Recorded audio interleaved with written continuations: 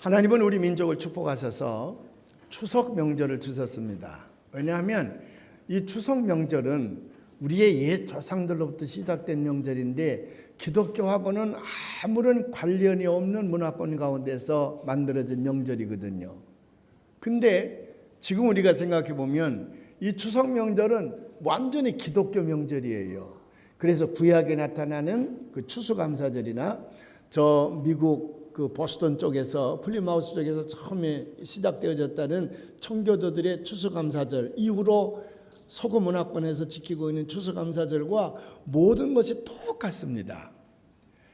서구 문화권에 지키는 이 추수감사절, 기독교 문화권에 지키는 추수감사절은 대개 세 가지를 가지고 추수감사절을 지키는데, 하나는 지난 1년 동안 농사를 잘 지켜주시고 우리의 삶을 보호해 주시는 하나님 앞에 감사하는 절기요. 두 번째는 가족들을 지난 1년 동안 이제 흩어져 살던 시간에 서로 떨어져 있어서 사랑을 못 나누는데 다시 만나가지고 가족들끼리 모여서 서로 사랑을 나누는 절기입니다. 그래서 추수감사절 때에는 패밀리 리유니언, 가족들의 다시 모이는 그런 절기로 지키고 있거든요. 그것뿐만 아니라 추수감사절이라고 하는 것이 본래 청교도들이 그렇게 가족들이 모여서 예배하고 하나님 앞에 감사하면서 동시에 그 지역에 살고 있던 원주민 인디안들을 초대해서 큰 칠면조를 잡아가지고 파티를 열어주고 함께 공동체 의식을 갖게 했거든요. 그것이 이제 추수감사절 절기 때 지키는 서구 문명, 기독교 문명 가운데의 절기입니다. 우리 추석은 어떤가요? 똑같아요. 추석은 지난 1년 동안 농사를 잘 짓게 해주신 그때 그 조상들이 섬겼던 신, 민속신앙이긴 하지만 그래도 그들 마음속에는 절대자를 추구하는 마음이 있을 기가 들게 온 우주를 이끌어 가신 어떤 신이 있다고 믿었잖아. 그 신에게 제사를 드리는 날이요. 두 번째는 낳아서 길러주신 부모님에게 감사하고 조상들에게 감사하는 제례를 드렸단 말이에요. 그게 이제 조상숭배라고 하는 그런 잘못된 우상으로 이제 해석을 하면 문제가 있으나 순수하게 인간적인 도리로 생각하면 우리를 낳아서 길러주신 우리 부모님과 우리 조상들에게 감사하는 마음을 갖는다고 하는 것은, 그래서 동기간들이 다 모여서 서로 사랑과 우정을 나눈다고 하는 것은 너무 소중한 일이거든요. 추수감사절의 정신이 그렇거든. 그것뿐입니까? 이 추수감사절 때는 음식을 만들어서 특별히 송편이라는 거 그거 만들어 가지고 지지고 볶고 그래서 그걸 저희만 처먹나요? 아니잖아요. 저는 어렸을 때에 우리 집이 가난했지만, 시골 농촌에서 가난했지만 이 추석날 송편을 빚게 되면요, 그거 한 2, 3일 나르느라고 아주 발바닥에 땀 났습니다. 조그만 접시에다 담아가지고 이웃집에 길순내 뭐 저짝에 철순내 뭐 다 동네 나눠주러 다니는 거예요. 빨빨거리고. 그 부모님이 그렇게 나눠 가지라 그러거든. 그래서 마치 청교도들이 인디안들을 초청해서 파티를 여는 것과 다름이 없는, 정말 초청하는 게 아니라 갖다 드리는 그런 전통을 가지고 있는 게 우리 추석이잖아. 그래서 하나님께서 우리 추석을 주신 까닭은 수천 년 전부터 이미 우리 민족을 하나님의 민족으로 삼기 위하여 이제 전처 작업으로 추석 명절을 주신 줄로 믿습니다. 전 그래서 추석 명절이 좋아요. 원래 우리가 이날 추수감사절 예배를 드려야 되는데 조금 사람들이 기분이 안 난다 그러고 또 벼 추수가 안 되기 때문에 그게 추농사인데, 그래서 11월 달에 지키는 것이 분위기상 좋다 그래서 우리 교회도 할 수 없이 11월 첫째 주일로 추수감사절 절기를 지키고 있지만 그 마음은 오늘에 와 있습니다. 오늘 진심으로 우리가 하나님 앞에 추수감사절 예배를 우리의 조상들과 함께 드리게 되는 거예요. 오늘 추석 명절을 맞이해서 조상들이 물려준 그 아름다운 전통과 그리고 성경에서 말하는 추수감사절 절기의 그 뜻이 함께 어우러져서 하나님 앞에 가장 큰 기쁨과 영광을 드리고 동기간에도 사랑이 넘치는 그런 추석절이 되시기를 주님의 이름으로 축원을 합니다. 그런데 이런 모든 절기 속에 들어져 있는 이 행위들은 어디서부터 시작하냐면 사랑이라고 하는 것부터 출발하는 거거든. 사랑. 그래서 이 추석날에도 결국 하나님께, 조상들에게, 부모님에게, 형제 자매들에게, 일가 친척들에게, 동료들에게 결국 사랑을 나누어 준다고 하는 거거든. 사랑. 그래서 인간을 진정으로 행복하게 만드는 것은 사랑의 관계입니다. 사랑의 관계. 어떤 사람들은 돈이 있어야 된다, 또는 물질이 있어야 된다, 인기가 있어야 된다, 명예가 있어야 된다, 권세가 있어야 된다. 물론 그것들도 우리에게 잠시 기쁨과 행복을 주기는 하지요. 그러나 그건 잠시예요. 그건 잠시지. 때로는 거기다가 인생의 목적을 두었다가는 그것이 우리를 불행하게 만듭니다. 돈, 물질, 그거 권세, 인기, 명예, 그것이 우리를 불행하게 만드는 거예요. 그래서 젊은이들이 결혼할 때에 그것 때문에 결혼을 해요. 그 가정은 불행하게 되고 결국 깨지게 되고 서로가 큰 상처를 안게 된다고 말이죠. 그러나 사랑은 달라요. 사랑은 우리 모든 행복의 중심에 있는 겁니다. 사랑이 풍성할수록 그는 행복한 인생을 살아가게 되는 줄로 믿습니다. 히랍 사람들은 보통 문헌 가운데서 사랑을 세 가지로 표현했다 그래요. 첫 번째 1차원적인 사랑이 뭐냐면 에로스의 사랑입니다. 그걸 우리는 로맨틱 사랑이라 그랬죠. 이제 남자와 여자 이성 간에 주고받는 사랑이 주를 이루는 건데, 이 로맨틱 사랑, 에로스의 사랑의 샘플은 부부 사랑입니다. 남편과 아내의 일생 동안 사랑하면서 주고받는 사랑, 이것이 에로스의 샘플입니다. 그 다음에 이제 스톨게라는 게 있습니다. 스톨게 사랑, 이것은 가족 간의 사랑인데 부모가 자식을, 형제와 형제, 자매와 자매끼리, 자식이 부모님을, 또 친척끼리 나누는 사랑, 이걸 가족 간의 사랑을, 혈통 간의 사랑을 스톨게라 그랬습니다. 이 스톨게의 사랑은 부모와 자식 간의 사랑이 샘플입니다. 우리가 형제와 형제를 사랑할 때, 형제와 자매를 사랑하고 일가 친척을 사랑할 때에 부모님이 자식을 사랑하는 마음처럼만 하면 틀림이 없다는 거예요. 자식이 부모를 사랑할 때도 부모가 그 자식을 사랑하는 것만큼 사랑만 하면 거긴 천국입니다. 이상이 없습니다. 그래서 스톨게의 사랑의 중심에는 언제든지 부모가 자식을 사랑하는 마음이죠. 그 다음에 이제 필리아의 사랑이라는 게 있습니다. 세 번째 단계로 필리아의 사랑이라는 게 있는데, 이 필리아의 사랑은 우리가 흔히 인격적 사랑이라 그러죠. 고차원적인 사랑이라 그래요. 거기에는 인생의 가치가 깃들어져 있는, 밸류가 깃들어져 있는, 그건 아주 고귀한 사랑입니다. 이 사랑의 중심에는 뭐가 있냐면 스승과 제자 간의 사랑입니다. 물론 지금처럼 공립학교를 세워놓고 한 반에 60명, 70명 가르치는 그런 곳에서의 선생님과 학생들 간의 관계를 의미하는 건 아니에요. 옛날 도제교육이라는 게 있는데 그건 1:1 교육 아닙니까? 사도 바울은 누구에게 훈련을 받았다 그럽니까? 가말리엘에게 훈련을 받았습니다. 교육을 받았습니다. 그러니까 가말리엘과 사도 바울 간의 이 사랑, 이걸 도제교육의 사랑인데 이것이 필리아 사랑의 기본입니다. 그 다음에 친구와 친구, 또 동료 간의 사랑, 또 이런 여러 가지가 있는데, 이런 모든 필리아의 사랑의 중심에는 스승과 제자 간의 사랑, 그 사랑이 이제 필리아의 사랑의 중심에 있다는 거지요.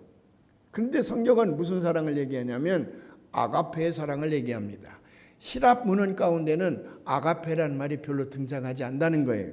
이제 기독교에 의해서 이제 아가페 사랑이 나타나는데, 이것은 최고지선의 사랑인데 하나님이 인간을 사랑하는 것, 하나님이 인간을 사랑하는 것, 하나님이 자기 자신 전체를 우리 인간에게 주시는 것, 그게 아가페의 사랑인데 인간으로서는 도저히 흉내낼 수 없는 하나님의 안에 가지고 있는 사랑입니다. 그래서 로마서 5장 8절에 보면 아가페의 사랑을 우리에게 이렇게 확증시켜 줬습니다. 우리 다 같이 한번 봉독을 해보십시다. 우리가 아직 죄인 되었을 때에 그리스도께서 우리를 위하여 죽으심으로 하나님께서 우리에 대한 자기의 사랑을 확증하였느니라. 여기에 자기의 사랑, His own love 그럴 때 이게 아가페예요. 아가페. 하나님이 우리를 사랑하사, 다시 말하면 이 땅에 태어난 모든 인간들을 공평하게 사랑하시는 거야.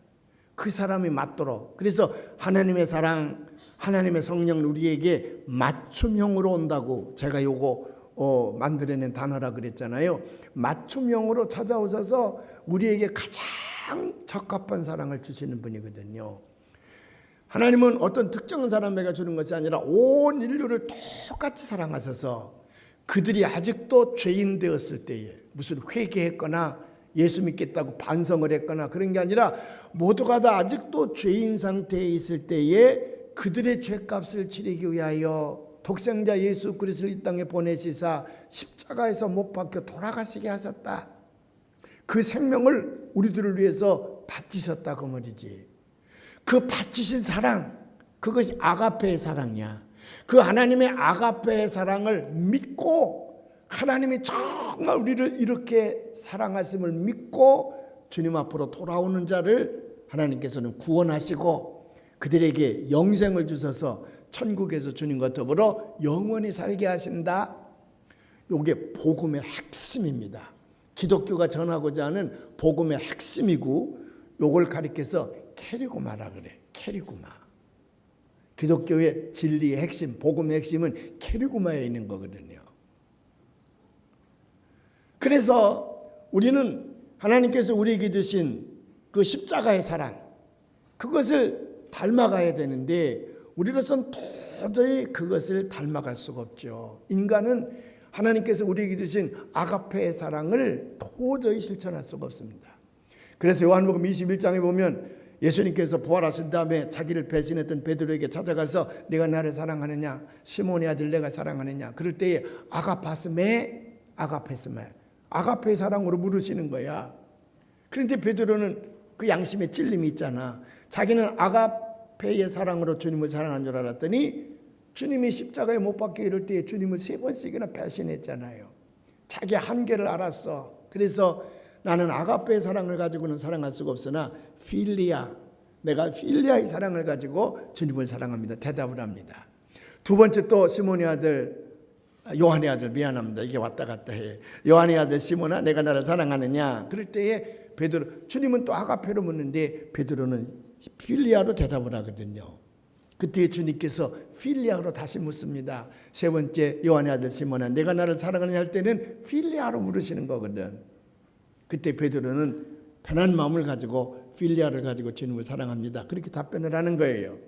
이 광경 속에서 어거스틴이라는 사람이 새로운 단어 하나를 제시하는 거예요. 그게 뭐냐? 필리아의 사랑만을 가지고 주님을 사랑한다 그러면 부족하다 그 말이야. 필리아, 거기는 얼마든지 배신이 있거든요.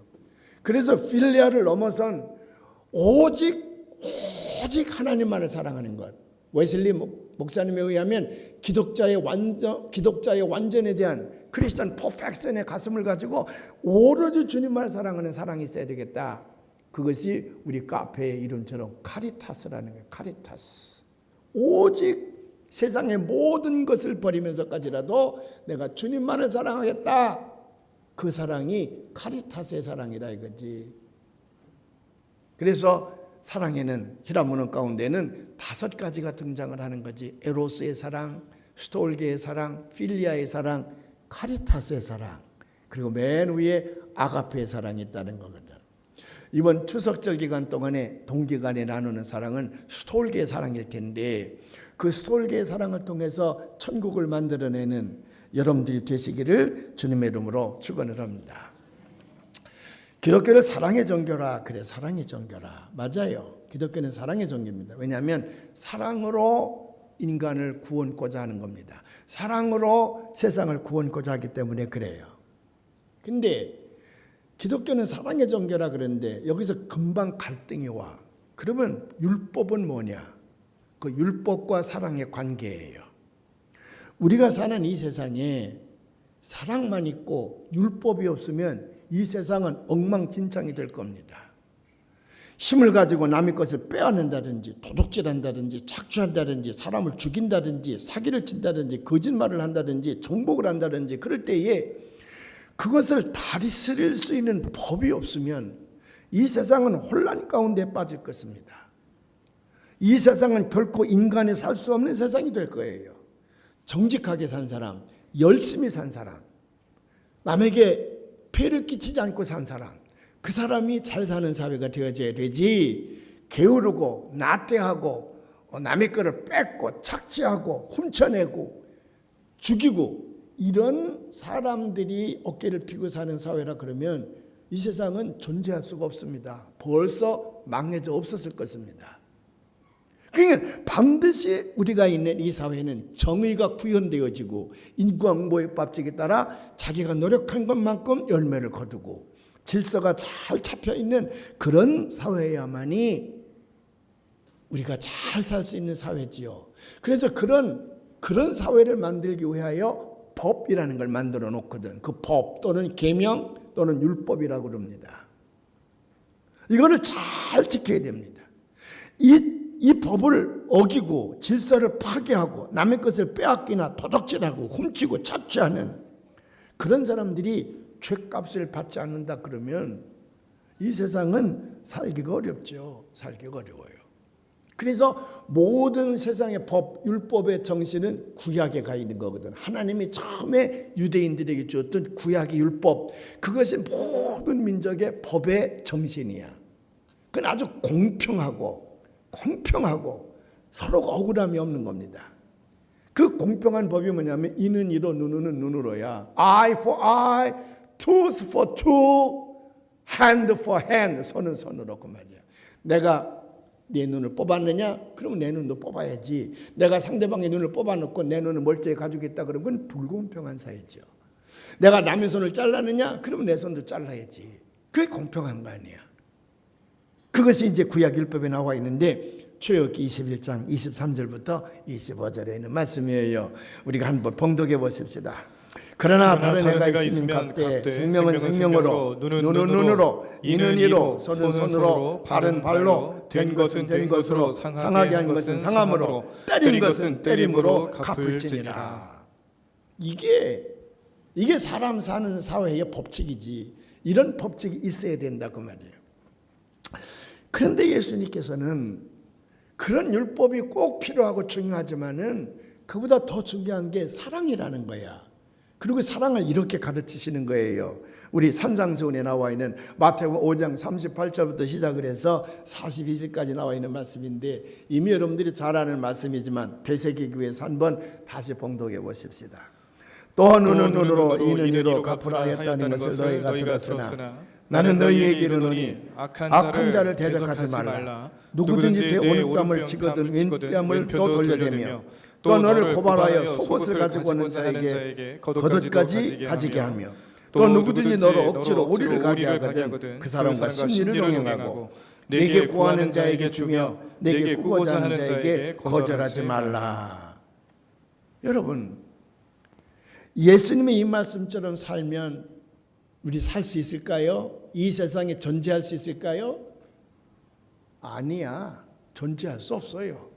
만일 이렇게 된다 그러면 이 세상이 엉망진창이 되는 겁니다. 아니 두 눈 멀쩡히 뜨고 있는데 어떤 녀석이 내 오랫밤을 치면 이 짝 좀 때려주세요. 세상에 그렇게 하면 살 놈이 어디 있어. 강한 자에게 다 죽어버리고 말이지. 저는 목사지만 제가 중고등학교 다닐 때 권투 선수였거든요. 권투. 제가 권투 잘한다는 소식을 많이 들었지. 사람들에게. 김영환이는 권투로 성공할 사람이라. 그래서 좋은 축복과 열매를 얻은 게 뭐냐면 내 앞니빨이 다 나갔어. 그게 내 앞니빨이 의치예요. 그건 권투 선수였기 때문에 그렇게 된 거거든. 내가 목사지만요. 난 지난 40여 년 목회하면서 누가 내 오른뺨을 쳐? 한번 딱 치면 야 임마 너 나 쳤어? 이리 와. 그래가지고 아마 내가 원투 스트레이트를요. 하여간에 본인이 정신을 못 차릴 때 10대는 들어갔을 거야. 10대는. 네가 감히 나를 때려? 내 본심은 그래요. 내 본심에는. 근데 성경은 10대 때리지 말고 네가 한 대 맞았으면 한 대만 때리라는 거거든. That's okay. 그 공평한 사회야. 공평한 사회야. 그런데 예수님께서 그렇게 가르치시는 게 아니야. 누가 오른뺨을 치거든 왼뺨을 돌려대라는 거거든. 겉옷을 달라면 속옷까지 주라는 거거든. 오리를 가고자 하는 자에서 심리까지 가달라는 거거든. 이건 바보 멍청이나 그렇게 하는 거지. 정신이 제대로 바뀐 사람은 도저히 이대로는 안 되지. 이렇게는 살 수가 없지. 그런데요, 수천 년 동안의 역사가들은 또 도덕론자들이나 윤리학자들은 예수님의 이 가르침을 어떻게 평가하냐 그러면 이 세상에서 가장 위대하고 영원히 없어지지 아니할 진리 중에 진리라고 가르치거든요. 왜 그럴까요? 이것은 논리적으로는 설명할 수가 없습니다. 논리적으로는 설명할 수가 없어. 수학적인 공식을 가지고도 이건 설명할 수가 없어. 여기에 신비한 힘이 작용한다는 거야. 그래서 한번 실천해 보라는 거거든요. 그래서 오늘 이렇게 말씀하시는 거예요. 우리 다 같이 8절부터 13절의 말씀을, 10절의 말씀을 다 같이 한번 봉독해 봐요. 피차 사랑의 비례에는 아무에게든지 아무 빚도 지지 말라. 남을 사랑하는 자는 율법을 다 이루느니라. 가늠하지 말라, 살인하지 말라, 도둑질하지 말라, 탐내지 말라 하는 것과 그의 다른 계명이 있을지라도 내 이웃을 내 자신과 같이 사랑하라 하신 그 말씀을 가운데 들어내니라. 사랑은 이웃에게 악을 행하지 아니하나니 그러므로 사랑은 율법의 완성이니라. 시원하기로 말하면 아까 말씀드린 것처럼 누가 저를 뺨을 한 대 때려. 아니 내가 울고 싶었는데 네가 뺨까지 때린 거나 그런 말 있잖아. 너 한 대 때려서 너 와. 그래가지고 스트레이트로 내가 10대6대는 때릴 겁니다. 반드시 내가 KO시킬 겁니다. 제가 권투 선수였는데 뭐. 근데 아까 2부 예배 때 그러니까 지나가는 우리 교회 마주간사 전부 제 손을 만져보는 거예요. 목사님 손이 도저히 그렇게 깡패손 같지는 않다는 거지. 그렇게 하면 속이 시원하지. 스트레이트로 뻗어가지고 몇 대 갈겨놓으면 그래 상대방을 KO시키면 시원하지. 아주 시원하지. 근데 그거는 결국 문제를 풀어가는 우리의 삶의 환경을 바꾸고 변화시키는 것이 못 된다는 거예요.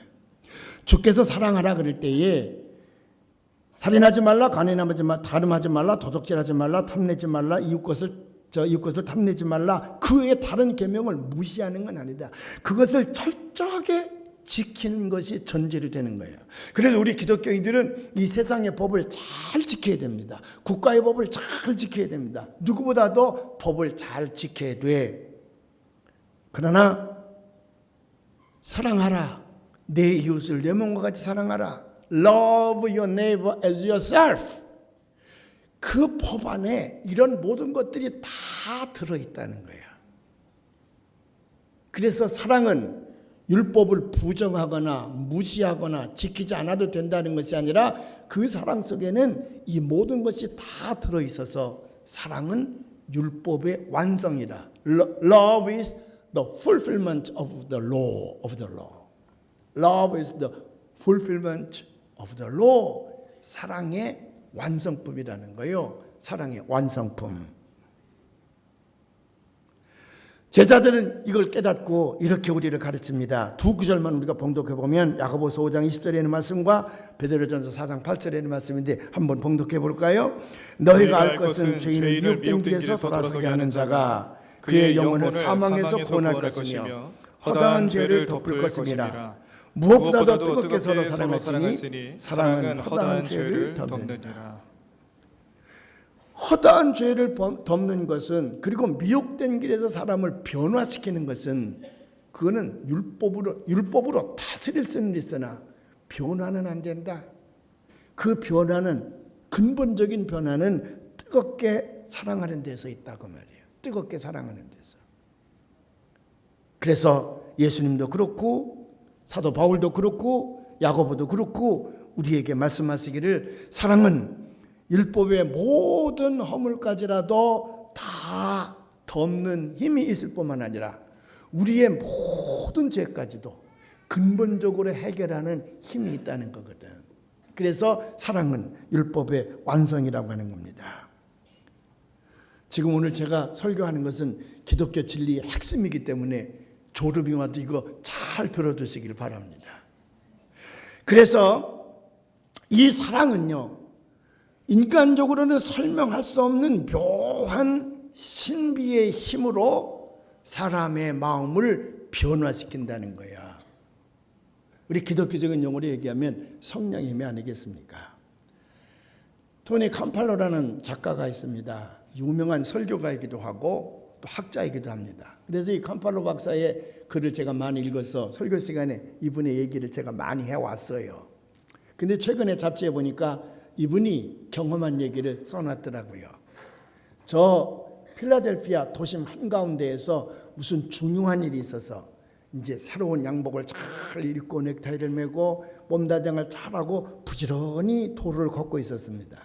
근데 저 앞에서 노숙자 하나가 다가온다, 마주오고 있는 거예요. 근데 이렇게 보니까 머리는 얼마나 안 깎고 안 감았는지 그냥 길게 늘어졌는데 그냥 이 머리가 막 그 헝클어지고 거기 뭐 이래도 막 겨다닐 것 같고 뭐 엉망이에요. 머리가 냄새가 나고요. 얼굴에는 시커먼 거멍이 묻어 있는 데다가 눈만 빠꼼하고 수염은 이렇게 자라가지고 더덕한데 거기는 지가 처먹다가 묻은 그냥 거기 치즈 쪼가리며 김치 쪼가리며 고춧가루 쪼가리며 이런 것들이 수염을 잔뜩 묻힌 거예요. 여기다가 겉옷은 넉마를 입었는데 그 넉마가 몇 달 동안 안 빨아 입었는지 떼꼬장물이 쫄쫄 흐르는 거고 손은 시커멓고요. 그냥 신발은 어디 진흙구덩이에서 나왔는지 쓰레기통에서 나왔는지 벌써 4-5m 다가오니까 그 썩은 냄새가 자기 코를 찌르는 거라. 스치기만 해도 옷이 더러워질 것 같아서 그는 갓길로 그 노숙자가 지나가는데 잽싸게 빠른 걸음으로 스쳐 지나갔다는 거예요.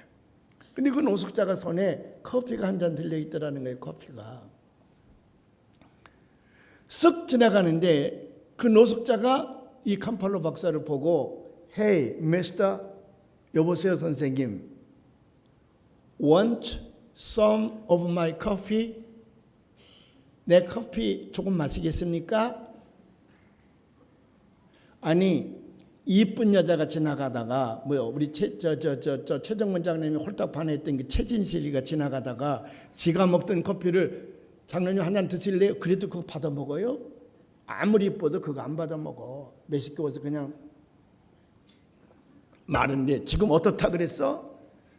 완전히 쓰레기로 뒤엎은 것 같고 그 입이 그 수염에 그 묻어있는 음식물 찌꺼기들이 보기만 해도 매식고고 토할 것 같은 그 남자가 시커멓게 거멍이 묻어있는 손에 커피 한 잔을 들고 제 커피 좀 조금 마셔볼래요? 그럴 때에 그걸 마실 사람이 어디 있어? 그래서 서양 사람들이 흔히 대답하는 대로 Thanks, that's okay. 고맙습니다. 그러나 저는 안 마시기도 그렇게 얌전한 말이 아니에요. 그 단어가 됐어요. 탁 기분 나쁘다 이거지. 그리고 뚝 지나갔는데 이 사람은 예수를 믿는 사람이고 위대한 설교가라 그러지 않았습니까? 책을 많이 쓴 사람입니다. 어떻게 하면 우리가 바르게 살 것인가? 어떻게 하면 행복하게 살 것인가? 어떻게 하면 그리스도의 가르침대로 살 것인가? 그래서 이 사람 늘 예수님의 심장을 가슴에 담고 예수를 닮은 삶을 살려고 노력하는 그런 훌륭한 사람인데 그 거지 노숙자가 커피 한번 마셔볼래 그렇게 요청했던 것인데 싸늘하게 뿌리치고 지나는 것이 너무 양심에 가책이 온 거예요. 꺼리낌한 거야. 그래 돌아서서 Excuse me, 저 미안한데요. 제가 커피 한 모금 마실게요. 그리고는 커피를 달라 그랬습니다. 그래서 한 모금 마셨어. 아마 웬만한 사람하고도 웍 하고 토했을 겁니다. 한 모금 마시고 죽고서는 결심을 했죠, 이 사람이. 그리고는 조금 거리를 뒀겠지. 뭐 혹시 묻을까 봐. 자기 지금 새로 싹 양복을 단장을 했는데 그래서 그 사람에게 얘기를 한 거예요. 당신 오늘 굉장히 친절한데 어떻게 제가 그렇게 친절하지요? 그렇게 물어봤어요. 그랬더니 그 노숙자가 뭐라고 얘기를 했냐면 그가 얘기하라 because 왜냐하면 this coffee 내가 지금 이 커피가 아주 specially delicious 정말 맛있습니다. 오늘 내가 가진 이 커피가 너무너무 맛있습니다. 그래서 제가 생각하기를 만일 하나님께서 something good 좋은 것을 내게 주셨다면 그것은 반드시 다른 사람과 나누어야 된다고 하는 생각이 들어서 지나가는 당신에게 커피를 내가 나누어 줬던 거라고 말이지. 그래요. 하나님 여러분들에게 참으로 귀한 것 줬습니까? 그것은 that's mine. 내 것이라고 주장하는 것이 아니라 그렇게 귀한 것을 주셨으면 반드시 이웃과 나눠야 되지 않느냐 그 말이야. 남는 걸 나눠주는 것이 아니라 좋은 것 나눠줘야 되지 않냐. 이 노숙자에게 톰팔로 박사가 상당히 양심의 가책을 받은 거예요. 내가 뭔가 이 사람을 위해서 해줘야 되겠구나. 그래서 생각난 것이 이 사람이 내게 거지니까 돈을 달라 그러면 나는 $5, $5까지는 내가 줘야 되겠다. 큰맘 먹은 거지. $5까지는 줘야 되겠다. 그래서 마음 먹고 그 거지에게 얘기했습니다. Can I give you anything? 내가 뭘 좀 줄까요? 그렇게 물었습니다. 그랬더니 이 노숙자가 No! 필요 없다고 딱 뿌리치고 그냥 간단 말이야. 그래서 뭐 그런가 보다. 그러고 돌아서 오려고 그러는데 야야야야야야 돌아서면서 How to change my mind? 내 생각을 좀 바꿨습니다. 당신이 내게 줄 것이 하나 있습니다. 그게 뭘 줄까요? 지금 $5까지는 주려고 마음에 먹었거든. $5까지는. 근데 이 노숙자가 하는 말이 당신이 내게 줄 것은 허그입니다. 나를 좀 안아주세요. 안아줄게 허락도 받지 않냐고 그냥 와서 앉는 거야. 두 팔을 벌어서 앉으니까 그리고 얼굴을 마주대니 그 수염에 묻어있던 음식물 찌꺼기가 자기 얼굴에 닿고 떼꾸장물이 질질 흐르는 그 사람의 옷에서 나오는 모든 오물들이 지금 자기가 정장을 하는 곳에 다 이제 묻게 되는 거죠. 어차피 베린 몸 나도 한번 힘껏 안아주자. 그래 안으려고 그랬더니 그 노숙자가 더 힘있게 끌어안는 거라. 그래 자기가 끌어안고 나니까 노숙자가 있다가 고맙습니다. Thank you. Thank you. I love you. 근데요. 아까 지나갈 때 이미 코를 찌를 듯한 그 흉측한 냄새가 났는데 자기가 다 포기하고 그를 꼭 끌어안으니까 자기가 완전히 딴 사람이 되더라는 거야. 예수님을 안고 있는 느낌이 더라는 겁니다. 그렇게 마음이 평안하고 그렇게 기쁘더라는 거야. 그게 사랑이 가지고 있는 묘약입니다. 사랑의 힘입니다. 물론 포옹은 곧 사랑은 아니야. 그래도 그 포옹은 사랑의 한 표현은 될 수가 있습니다. 그가 그 노숙자와 함께 허그를 하게 될 때에 그 냄새나고 쓰레기와 같은 노숙자라고 생각되어졌는데 그를 진심으로 끌어안고 있는 순간에 예수님을 아는 것 같은 평안을 갖게 됐다. 그래서 사랑은 율법의 완성이요. 그 사랑은 복음의 핵심입니다. 복음의 심장임을 믿으시길 바랍니다. 그래서 오늘 바울 선생님도 로마서에서 말씀하시기를 간음하지 말라, 살인하지 말라, 도둑질하지 말라, 탐내지 말라. 그 외에 모든 계명이 다 있다. 반드시 지켜야 된다. 그러나 그 모든 계명은 내 이웃을 내 몸까지 사랑하라는 계명 속에 포함될 수가 있다. 율법이 이루지 못하는 것을 사랑은 이룰 수가 있다는 거거든요. 바울이 창의적으로 이 말 가르치는 거 아니에요. 벌써 이미 예수님께서 우리에게 이 말씀하셨는데 마태복음 22장 37절 이하에 있는 말씀을 한번 다 같이 봉독을 해봐요. 예수께서 이르시되 내 마음을 다하고 목숨을 다하고 뜻을 다하여 주 너희 하나님을 사랑하라 하셨으니 이것이 크고 첫째 되는 계명이요 둘째도 그와 같으니 내 이웃을 내 자신과 같이 사랑하라 하셨으니 이 두 계명이 온 율법과 선지자의 강령이니라. 오늘 이 말씀을 보면 사도 바울이 사랑하라. 사랑은 모든 율법의 완성이라 그럴 때에 무엇을 내포하고 있을까요?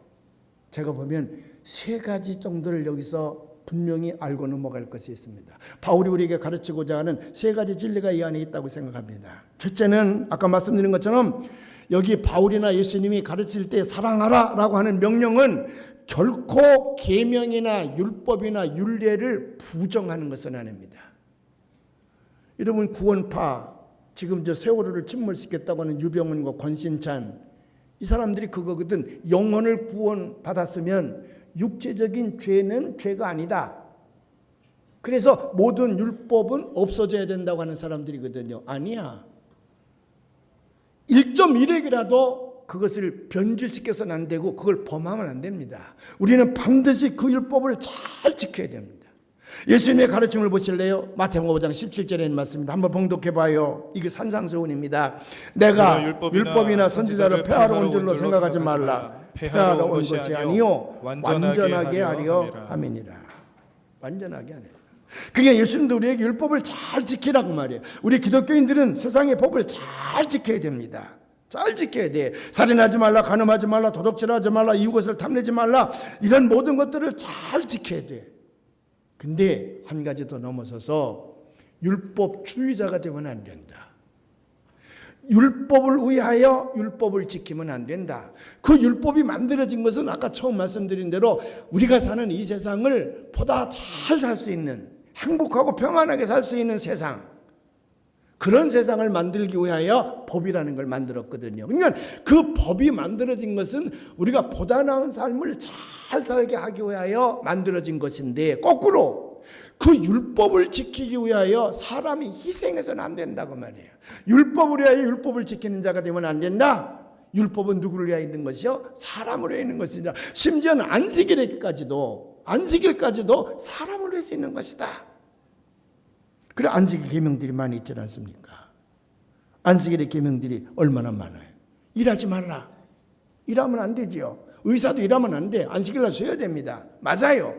그런데 의사가 예배를 보러 오려고 그러는데 갑자기 어린아이가 넘어져서 다리가 부러졌어. 일하지 말라고 하는 계명 때문에 다리가 부러진 아이를 방치하고 의사가 교회를 옵니까? 주일날 그런 거 하면 안 된다 그래서 병난 사람이 다 죽어가는 사람이 있는데 그거를 내버려 둡니까? 그건 아니라고 말이에요. 율법은 1.1핵이라도 우리가 부정하거나 지키지 않아서는 안 됩니다. 반드시 지켜야 하되 율법을 위하여 율법을 지키는 자가 되어서는 안 된다고 하는 거예요. 그게 첫 번째 오늘 교훈이에요. 두 번째는 사랑이 결여된 율법. 사랑이 없는 율법은 이 세상에서 가장 잔인한 악이 된다는 위험성이 있습니다. 악이 된다는 위험성이 있어요. 예를 한번 들어볼까요? 2차 대전 때에 독일 청년들이 군대에 많이 갔습니다. 옛날부터 독일은 기독교 국가이기 때문에 그 독일군에 징집되어져 있는 청년들은 거기가 다 그리스도인들이 많이 있을 거 아니에요. 그들이 이제 나치하에 독일군이 돼서 세계를 정복하러 2차 대전을 일으켰습니다. 그런데 한 장교가 군대 생활을 오래 하다가 제대를 했는데 어떤 작가가 찾아가서 그 나치 밑에서 육군 장교 생활을 하고 있다가 제대했던 그 사람과 인터뷰하면서 무지무지하게 무서운 결과 하나를 발견해낸 거야. 그 사람이 육군 장교를 했는데 장교들 클럽 가운데에 댄스 클럽이라는 게 있었답니다. 이 댄스 클럽은 주말에 술집에 가서 술집 여자들과 댄스하는 거야. 근데 이 사람은 독실한 기독교인이기 때문에 그 댄스는 안 가는 거예요. 죄를 짓는 것이기 때문에 안 갑니다. 거기 안 가면 상급자들과의 이 사교임이 끊어지기 때문에 진급이 안 돼. 거기를 가야 진급이 돼. 그래도 안 갔어요. 기독교 양심상 내가 도저히 술집에 가서 술집 여자들과 댄스하면 나쁜 짓을 하면 안 갔어. 그게 진급이 누락됐어. 그래도 하나님 앞에 너무 양심이 깨끗하니까 자랑스러운 거예요. 제대한 다음에 사람들에게 내가 이렇게까지 기독교 신앙을 지켜놓으라 사람들이 칭찬해. 참 잘했다고. 근데 이 사람이 어디서 근무를 했느냐? 유대인 강제 수용소에서 근무를 했습니다. 거기는 하루에도 수만 명씩 유대인들이 붙들려 와서 가스탱크 오븐에서 죽어갔습니다. 이 엄청난 잔인한 살인행위가 벌어지는데도 이 사람은 그거에 대해서 아니요, 말 한마디도 못했을 뿐만 아니라 그렇게 되어지는 현상을 자기가 지켜보고 그 일을 하면서도 하나도 마음에 죄책감을 갖지 않았고 제대한 후에도 죄책감이 없어. 왜? 그것은 국가법으로 그때 그렇게 되었기 때문에. 국가법을 자기는 지켰다고 말이에요. 사회법을 지켰다고 말이지. 그러니까 자기는 죄책감이 없어. 그것이 사랑이 없는 율법이거든요. 여러분, 주말에 댄스 클럽에 가서 춤춘 것은 엄청난 죄악이고, 가스탱크에서 죄 없는 유대인들을 잡아다가 600만 명을 죽여냈는데 그 거대한 악은 하나도 길티 필링이 없었다? 이거는 도덕관이 무너진 거잖아요. 윤리관이 완전히 도취된 거잖아. 이것이 사랑이 없는 율법은 이 세상에서 가장 잔인한 결과를 가져온다는 거예요. 그래서 보통 선한 사람들은 선한 행동을 하고 나쁜 사람들은 나쁜 행동을 하는데, 그건 당연하죠. 근데 선한 사람이 되기 위하여 나쁜 행동을 하는 사람이 있다. 그게 종교라는 거예요. 여러분, 극단주의 무슬림주의자들 어떻게 봅니까? 임신한 여인이 폭탄을 몸에 감고 자살폭탄 테러를 저질러서 수십 명의 사람을 죽이는데도 그 여자는 아무런 죄책감이 없어. 왜? 무슬림의 율법을 따라 그들은 지금 선한 상급을 받기 위하여 순교하는 거라고 생각한다고 말이지. 얼마나 무섭습니까? 그렇기 때문에 사랑이 없는 율법, 사랑이 없는 법은, 모든 법은 이 세상에서 가장 잔인한 죄악이 된다는 것을 명심할 필요가 있다고 말이에요. 그리고 세 번째, 마지막 중요한 건데, 이 세상에 아까 말씀드린 것처럼 법이 필요합니다. 꼭 필요해요. 법이 없는 사회, 법이 없는 국가는 사람이 살 수가 없어요.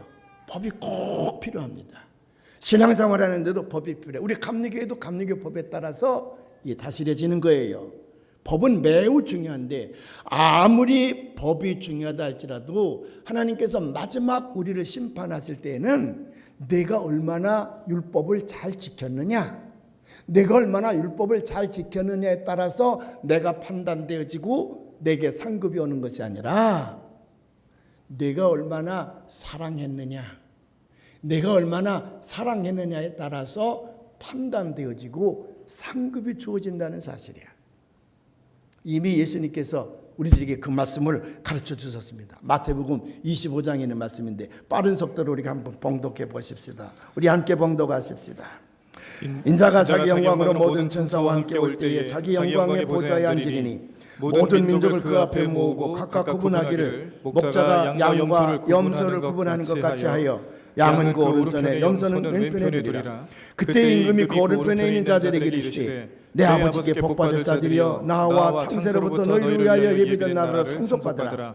내가 줄일 때에 너희가 먹을 것을 주었고, 목마를 때 마시게 하였고, 나그네 되었을 때 영접하였고, 헐벗을 때 옷을 입혔고, 병들었을 때 돌보았고, 옥에 갇혔을 때 와서 보았느니라. 이에 의인들이 대답하여 이르되, 주여, 우리가 어느 때에 주께서 줄이신 것을 보고 음식을 대접하였으며 목마르신 걸 보고 마시게 하였나이까? 어느 때에 나그네 되신 것을 보고 영접하였으며 헐벗으신 것을 보고 옷 입혔나이까? 어느 때에 병드신 것이나 옥에 갇힌 것을 보고 가서 배웠나이까 하리니, 임금이 대답하여 이르되, 내가 진실로 너희에게 이르노니 너희가 여기 내 형제 중에 지극히 작은 자 하나에게 한 것이 곧 내게 한 것이니라 하시고. 결론입니다. 45절인데, 이에 임금이 대답하여 이르시되, 내가 진실로 너희에게 이르노니 이 지극히 작은 자 하나에게 하지 아니한 것이 곧 내게 하지 아니한 것이니라 하시리니, 그들은 영벌에 의인들은 영생에 들어가리라 하시니라. 사도 바울도 이 믿음이 있는 거예요. 사도 바울이 가지고 있던 믿음은, 사랑은 모든 것의 완성이다. 그래서 너희는 세상의 빛이요 너희는 세상의 소금이더라.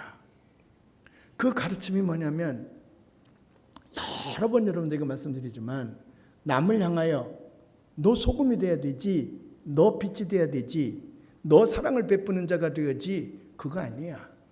소금과 빛이 되라는 말은 자기 자신을 녹이라는 얘기거든. 자기 자신을 태우라는 얘기거든. 그래서 내가 지금 당장 병들어 죽어간다 할지라도, 금방 한 톨의 쌀이 없어 죽어간다 할지라도, 나는 그 상황에서 다른 사람에게 사랑을 베풀 줄 아는 심장이 내 안에 있어야 된다. 그것에 의해서 내가 판단되어지고 그것에 따라서 내가 상급을 받는다고 하는 거예요. 율법은 매우 중요합니다. 법은 지켜야 됩니다. 그러나 사랑이 결여된 율법은 이 세상에서 가장 잔인한 것이 된다고 하는 것을 기억하시고, 율법이 우리가 살아가는데 그렇게 중요하다 할지라도 마지막 심판 때 하나님께서 우리를 심판하실 때에는 내가 얼마나 율법을 많이 지켰느냐에 따라서 심판받는 것이 아니라 내가 얼마나 사랑을 베푸느냐에 따라서 판단되어진다는 사실을 기억하시고 이번 추석 때에 여러분 가정에 사랑이 풍성해지길 바랍니다. 흩어져든 가족들이 모여있다 보면 마음에 안 드는 동서도 있지, 마음에 안 드는 시누이도 있고, 마음에 안 드는 올케도 있고, 형도 있고 동생도 있고 친척도 있지. 저 자식은 저 모양이야. 물론 많아요. 지가 해야 될 일을 안 하기 때문에 그냥 평범한 눈 가지고는 볼 수 없는 눈을 쌀을 찌푸리게 하는 자들이 많아. 법을 지키지 않는 자들, 도리를 행하지 않는 자들이 많아. 마땅히 처벌받아야 되겠지. 그러나 사랑이 없는 율법의 행위는 자칫 엄청난 위험을 초래하는 것이기 때문에 심판은 하나님에게 있는 것이고 우리는 팔을 넓혀서 모든 사람들을 끌어안고 사랑의 풍성한 추석절이 되시길 주의 이름으로 축원합니다.